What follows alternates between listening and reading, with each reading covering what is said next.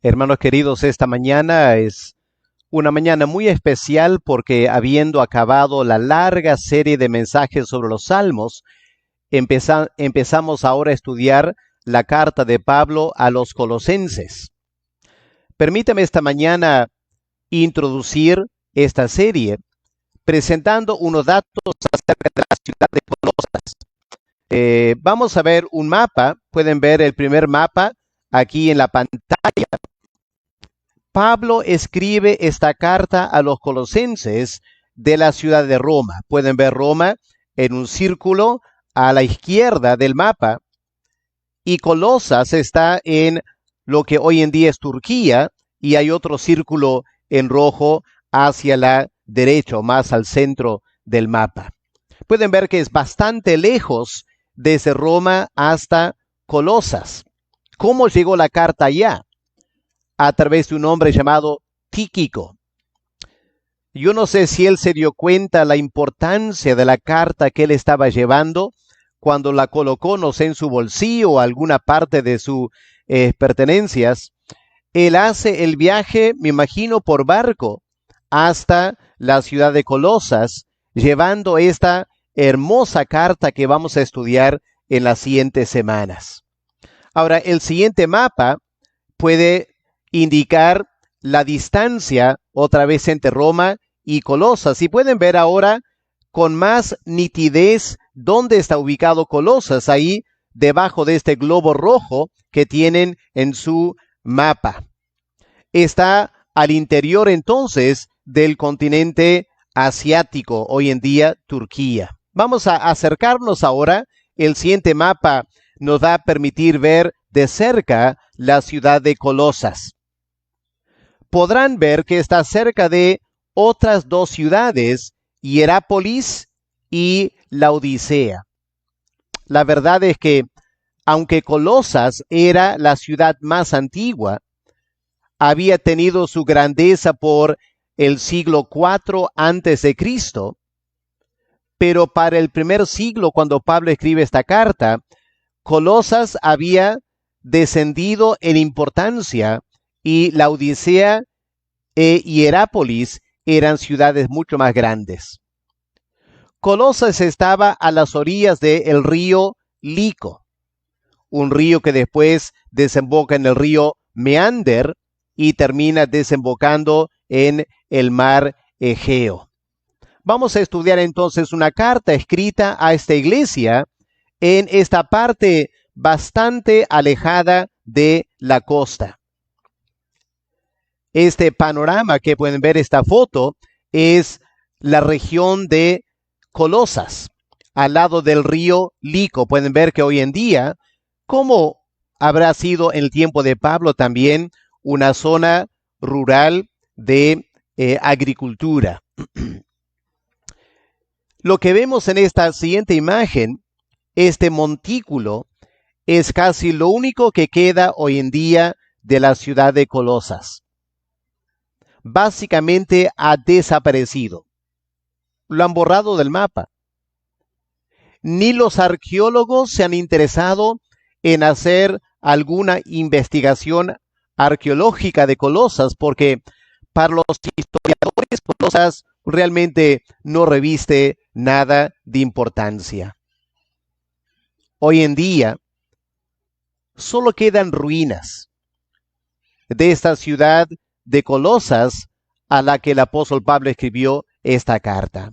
Podemos decir lo siguiente: Colosas hoy en día, olvidada por los hombres, pero para los creyentes debemos recordar y valorar la iglesia que una vez existió en esta ciudad de Colosas.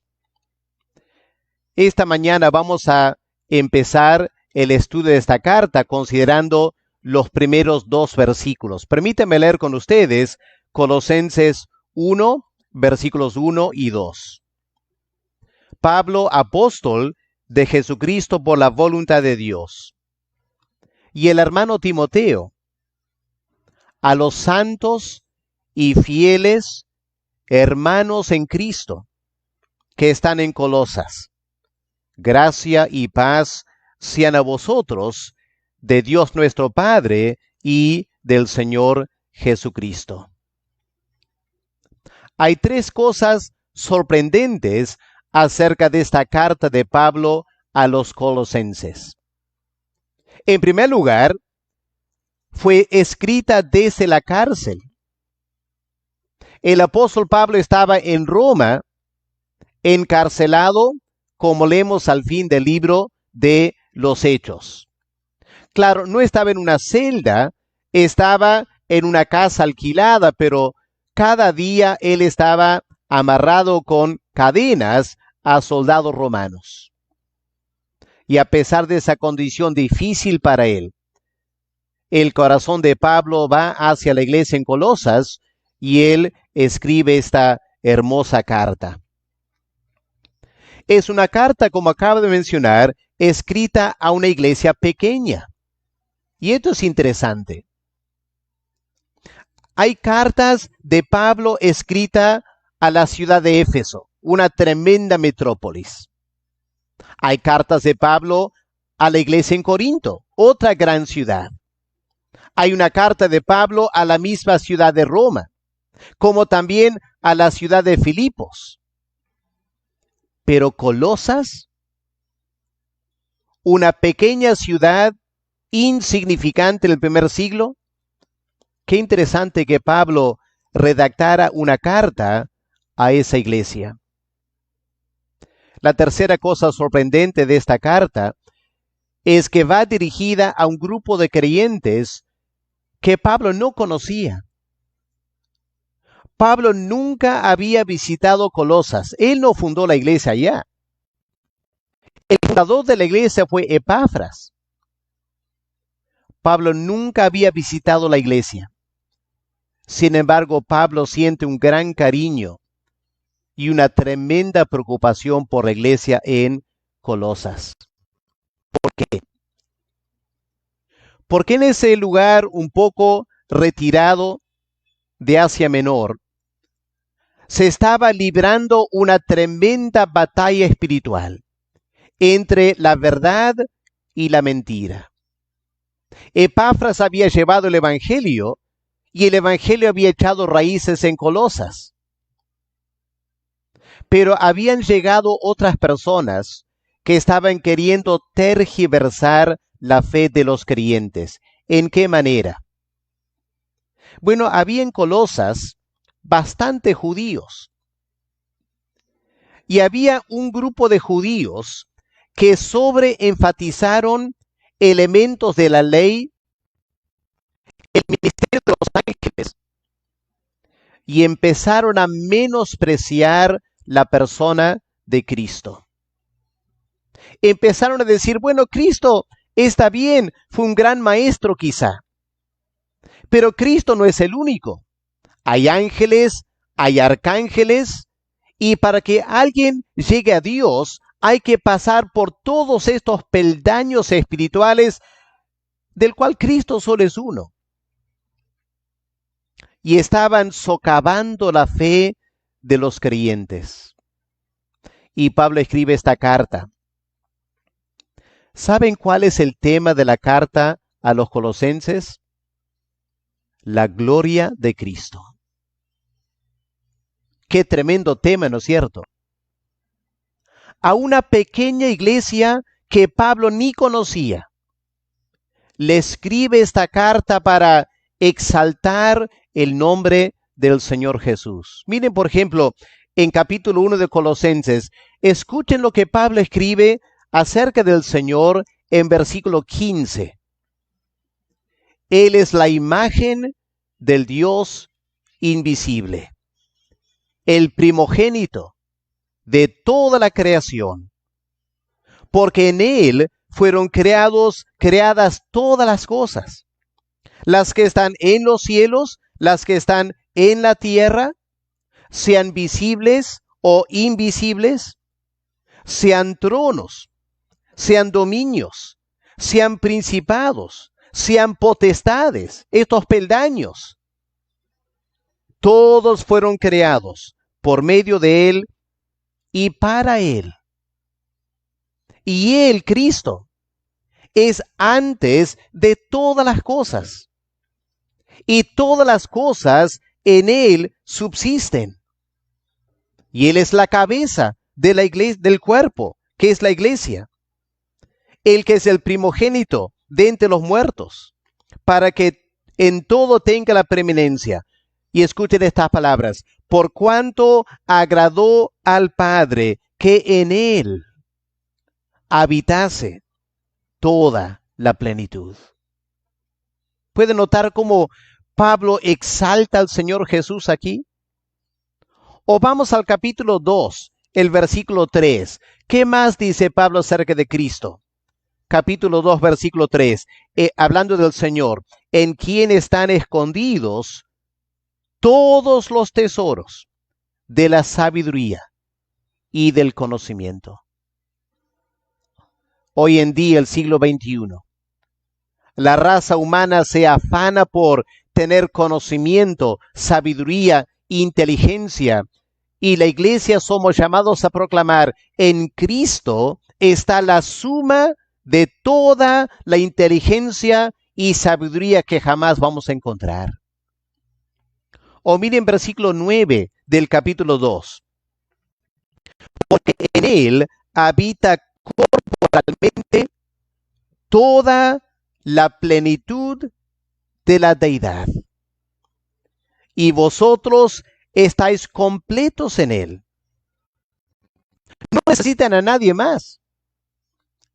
No necesitan ningún peldaño, no necesitan ningún ángel o arcángel. En Cristo lo tienen todo. Y hermanos, este es el tema que vamos a estar estudiando en las siguientes semanas y meses. Les invitamos a estar con nosotros cada domingo para poder celebrar la gloria, la grandeza de nuestro Salvador, el Señor Jesús. Pensemos esta mañana en primer lugar en el autor de la carta. ¿Quién escribió esta carta? Bueno, está claro en versículo 1, ¿no es cierto? Dice: Pablo, apóstol de Jesucristo por la voluntad de Dios, y el hermano Timoteo. Bueno, claro, Timoteo le estaba acompañando a Pablo en Roma. Eran grandes amigos y Timoteo era un apoyo para Pablo. Así que Pablo, con esa cortesía que lo caracteriza, lo incluye en la introducción a la carta.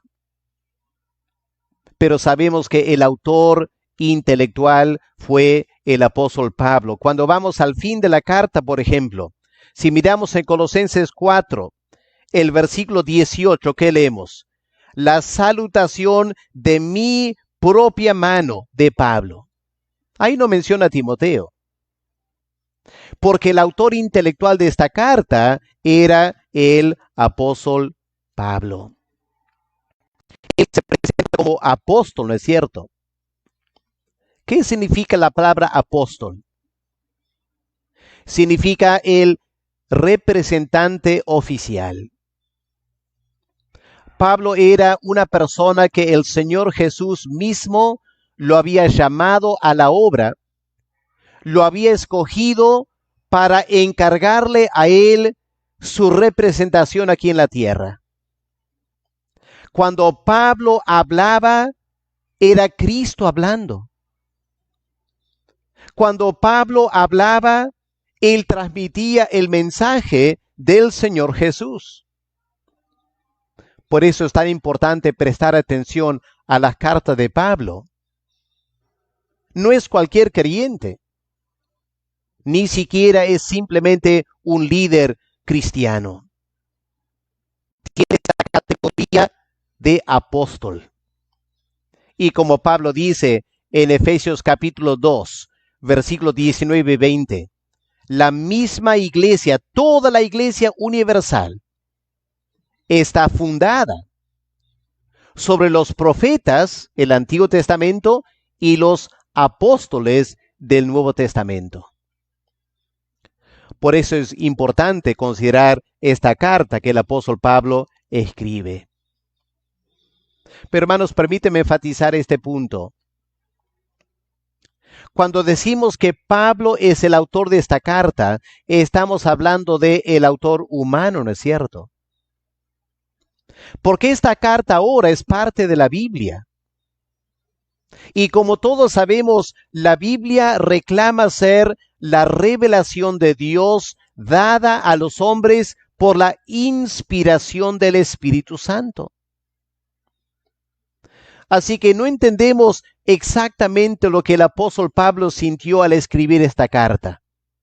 Pero lo que queda fuera de toda duda es que el Espíritu Santo estaba guiando la mente de Pablo. En tal manera que todo lo que Pablo escribe aquí es inspirado por Dios. Hoy en día hay una tendencia de querer restar de la autoridad de las cartas de Pablo usando el argumento cultural. Dice que, bueno, Pablo era un hombre de su tiempo, de su cultura, y él estaba limitado a ciertos conceptos culturales, y lo que hay que hacer hoy en día es quitar esos elementos culturales y actualizar a Pablo para el siglo XXI. Bueno, tengamos mucho cuidado con ese argumento, porque el que inspiró a Pablo a escribir fue el Espíritu Santo. ¿Y acaso el Espíritu Santo no sabía que esta carta iba a ser para todo tiempo? ¿Y piensan ustedes que el Espíritu Santo sería tan torpe como para incluir en una carta que iba a ser universal para la iglesia elementos culturales que negarían la validez de esta carta? Obviamente que no. El Espíritu Santo anticipa todas esas cosas. Y aquí tenemos una carta escrita por el mismo Espíritu Santo a través de Pablo. Infalible, inerrante, de gran autoridad en todo lo que escribe para la iglesia del siglo XXI. Así que, hermano, yo les animo. En las siguientes semanas y meses, el tiempo que nos lleve a estudiar esta carta, prestemos bastante atención, porque es Dios hablando a través del apóstol Pablo. Veamos ahora los destinatarios. Esta carta, ¿a quién está dirigida? Bueno, lo tenemos en versículo 2, la primera parte. Cuando Pablo describe los lectores en la siguiente manera: a los santos y fieles hermanos en Cristo que están en Colosas. Permítame señalar o resaltar dos o tres palabras que Pablo usa aquí. En primer lugar, la carta va dirigida a santos. Hoy en día, la Iglesia Católica usa la palabra santo para describir cierta clase de persona que a su criterio casi nunca comete pecado. Hoy en día la palabra santo tiene una gran connotación moral. Pero no era así en el tiempo de Pablo. Cuando Pablo dice a los santos, Pablo está hablando de todos los creyentes en Colosas, desde el recién convertido. Porque la palabra santo, en la manera que el apóstol Pablo la usa, no tiene un sentido moral, sino un sentido relacional. La palabra significa separado de y separado para. Y Pablo está diciendo, los creyentes en Colosas, antes de conocer al Señor, vivían para sí mismos. Tomaban decisiones para sí mismos. Pero cuando conocieron al Señor Jesús y entraron en esta gran salvación que Cristo tiene para nosotros, estas personas, los creyentes, se dieron cuenta. Su vida ya no les pertenecía a sí mismos. Eran ahora siervos del Señor Jesús, como la hermana Elizabeth, a quien acabamos de escuchar. Ella no vino a Trujillo porque se le ocurrió venir. Vino porque el Señor la envió. Y ahora está quedando en Suiza, no porque ella quiere, sino porque Dios le está guiando. Esta es la marca de un creyente. No tomamos decisiones por nosotros mismos. Somos santos.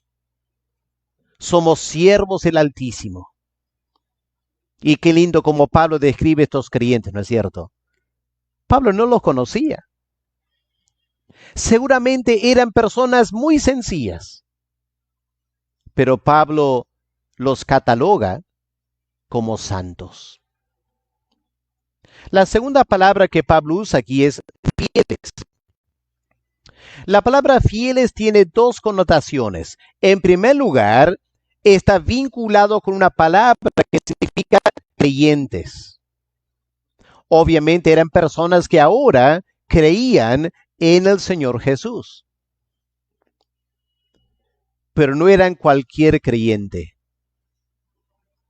Eran personas fieles al Señor Jesús. Y Pablo les hace recordar esto. Porque como acabo de mencionar, el problema que estaba afectando la iglesia en Colosas es que habían llegado otras personas que estaban queriendo hacer que los creyentes los siguieran a ellos con nuevas enseñanzas, y Pablo les hace recordar al comienzo de esta carta: no escuchen a esas personas, ustedes son fieles. Hoy en día es tan importante recordar esto, hermanos, porque la iglesia evangélica en el Perú está siendo sacudida también por toda clase de enseñanza. Y personas aparecen tratando de llevar a la iglesia por los caminos que ellos quieren ir. Y hay que recordar esta mañana, hermanos, nosotros también somos santos y somos fieles. Somos llamados a mantener la fidelidad al Señor y al Evangelio, no importa lo que diga el mundo. Había gente en Colosas que se reía de los creyentes, los llamaba anticuados, decían que ellos habían traído nuevas enseñanzas. Hermanos, el mundo no ha cambiado. El mundo siempre le interesa cosas nuevas. Pero la iglesia es llamada a ser fiel al Señor Jesús. Y no importa cuán atractiva puede ser otras enseñanzas. Nuestro cometido como iglesia es ser fieles al Señor Jesús. Santos y fieles. ¿Cuál es la tercera palabra? Pueden ver aquí en versículo 2. Hermanos. Una palabra muy sencilla, ¿no es cierto? Ahora, la iglesia en Colosas era mayormente una iglesia de gentiles. ¿Quién está escribiendo esta carta? Pablo. Pablo no era gentil, Pablo era judío. Pablo era judío de los judíos, formado como fariseo, tremendamente orgulloso de ser judío. Pero cuando Pablo escribe esta carta a personas que ni conoce, que vivían lejos de donde él estaba, que eran gentiles, el apóstol Pablo los llama hermanos. ¿Por qué? Bueno, noten que Pablo dice hermanos en Cristo. ¿Qué significa eso? Significa que una vez que estamos en el Señor Jesús, entramos a una gran familia espiritual, de la cual Él es la cabeza. Y ahora todos somos hermanos. No importa quién eres. Pablo, el gran ex fariseo, la gente en Colosas, personas que trabajaban el campo, hombres y mujeres muy sencillos. pero Pablo los llama hermanos. Hoy en día es lo mismo, ¿no es cierto? En la iglesia tenemos toda clase de personas. Hay personas muy educadas. Hay personas que tienen negocios y grandes empresas. Y hay otros hermanos que trabajan en el mercado. Pero en Cristo somos una sola familia. Y aquí no hay distinciones. Somos hermanos. Porque la fe cristiana, la fe evangélica, es mucho más que simplemente ciertas creencias o ciertas prácticas. Es tener una misma experiencia de haber nacido de nuevo, de ser adoptados hijos de Dios. Eso nos hace hermanos en Cristo. Y esta mañana, qué hermoso, ¿no es cierto? Ser parte de una familia espiritual. Nuestra iglesia, Alianza Cristiana y Misionera Noroeste. Somos hermanos. Y somos hermanos de los demás creyentes en las iglesias alianzas. Y también somos hermanos de los demás creyentes en las iglesias bautistas, presbiterianas, lo que sea. Con tal que tengamos la misma fe en Cristo, somos hermanos. En Colosas había una sola iglesia, la iglesia de Cristo. Y eran todos hermanos. Ahora, hermanos, notemos en tercer lugar el saludo del apóstol Pablo. ¿Qué es lo que el apóstol Pablo deseaba para estos creyentes en Colosas? Bueno, dos palabras que el apóstol usa en versículo 2, gracia y paz. La palabra gracia creo que es bastante conocida, ¿no es cierto? Significa el amor inmerecido que tenemos en Cristo Jesús. Pablo mismo había sido perseguidor de la iglesia. Blasfemaba el nombre de Cristo. Arrestaba a creyentes. Torturaba a cristianos. Pero un día tuvo un encuentro personal con el Señor. Y Cristo lo llamó a la salvación. Y Pablo no se cansó de recordar la tremenda gracia de Dios en su vida. Y lo mismo había pasado en Colosas. Esta pequeña ciudad a las orillas del río Lico, ya marginada por las demás ciudades que estaban cerca de ella. Pero personas que vivían en esa ciudad. Cuando Epafras llega compartiendo el Evangelio, el Espíritu Santo los lleva a escuchar a Epafras. El Espíritu Santo generó convicción de pecado, fe en Cristo. Sus vidas fueron transformadas. Dejaron el pecado, dejaron la idolatría, dejaron el paganismo. Sus vidas transformadas, familias transformadas, matrimonios transformados. La gracia de Dios. Y Pablo escribe esta carta y al comienzo dice, hermanos, ustedes ya han experimentado la gracia. Y yo anhelo que esa misma gracia sea derramada sobre ustedes día tras día. Y con la gracia va también la paz. Esta palabra paz significa el bienestar que sentimos cuando Dios está a favor de nosotros. Yo sé que en este mundo pasamos por muchas dificultades. Esta pandemia nos ha afectado a todos. Pero el privilegio del creyente es tener en Cristo, nuestro Salvador.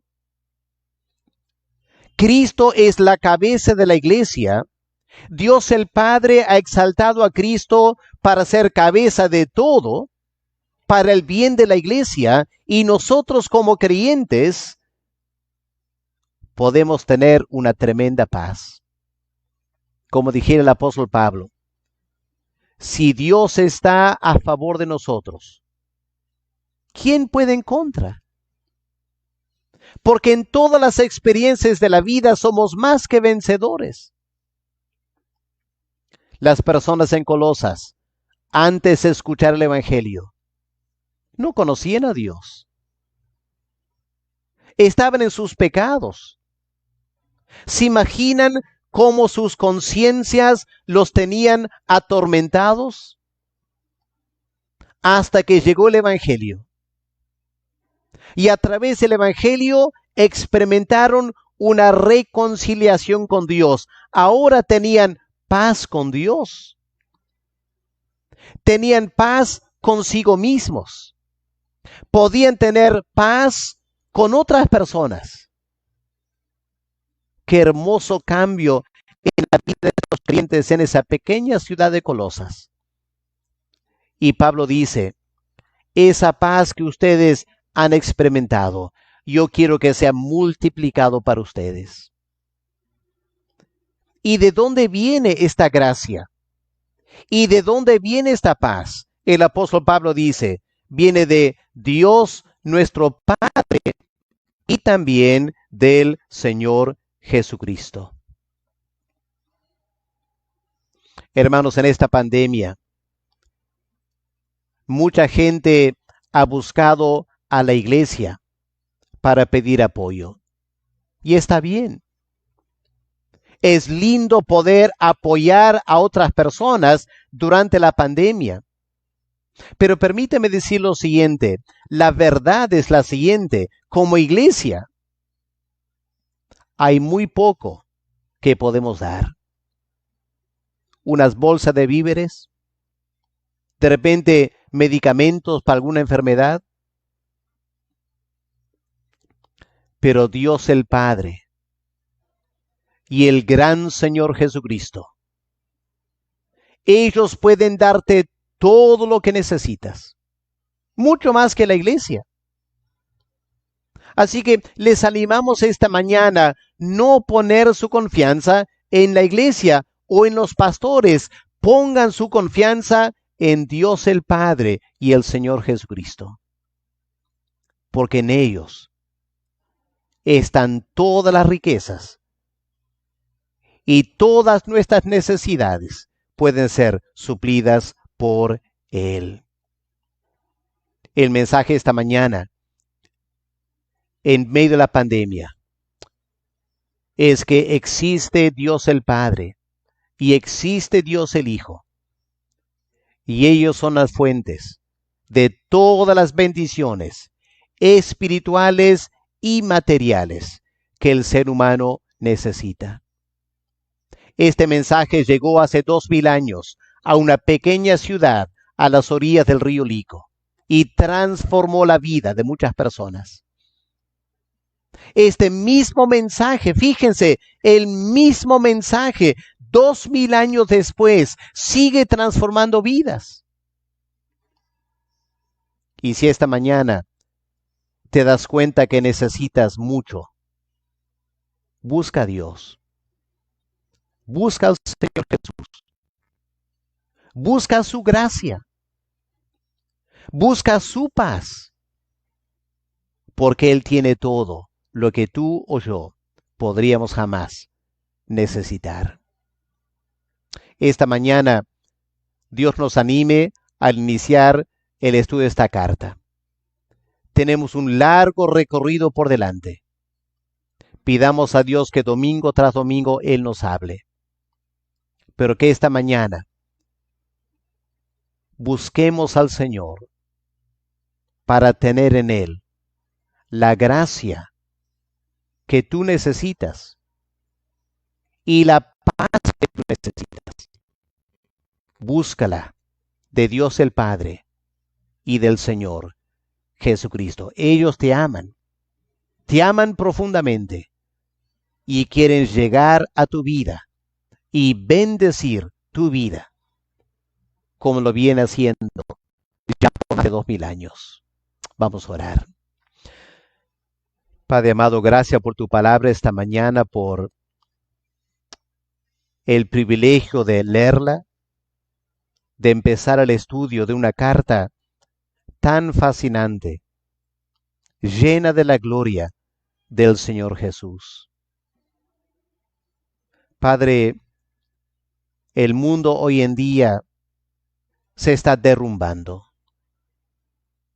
El caos, Señor, se está apoderando de nuestra sociedad. Ya no tenemos en quién confiar, Señor. Se vienen las elecciones el mes que viene y muchos en Perú no tenemos la menor idea por quién vamos a votar. Pero Padre, gracias que tú vives y tú enviaste a tu Hijo para ser el Salvador del mundo. Y en estos tiempos tan inciertos, venimos a ti para darte gracias por el privilegio de conocerte.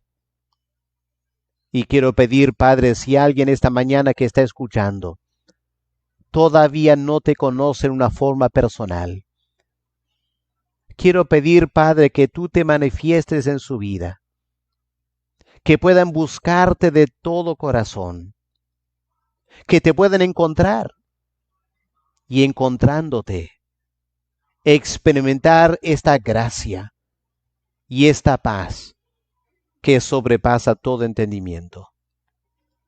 Escúchanos, Señor, te pedimos. En el nombre de tu Hijo, el Señor Jesús, el Salvador del mundo. Amén. Amén. Hermanos, antes de